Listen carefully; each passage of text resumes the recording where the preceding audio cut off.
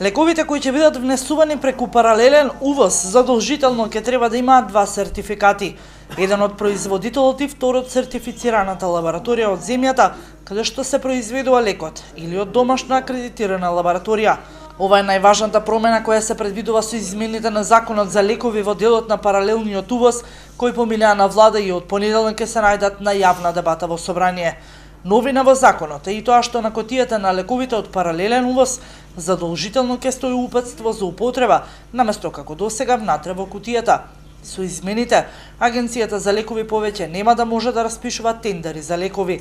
Министерот за здравство, како новина, ја најави и намалувањето на цената на лековите за 40 и 50%. Ревизијата на цените на лековите, согласно утврдената методологија, е една од мерките во светски рамки за намалување на цените на лековите и нивно одржување во рамките на просекот на цените на лековите во референтните земји.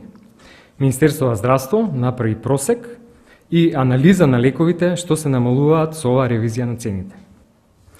Заштедата ке генерички лекови на годишно ниво изнесува 993.000 евра, додека кај оригинатори, односно иновативни лекови, изнесува 1.388.600 евра, или вкупно 2.381.600 евра.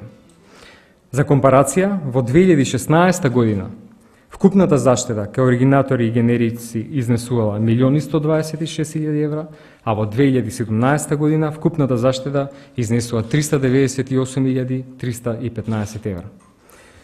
Со ова најголема заштеда во лековите досега.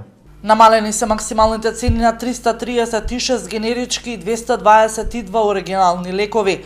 Намалувањето на максималните цени доведува и до намалување на големопродажните и малопродажните цени на лековите, кои ќе важат од 1 април.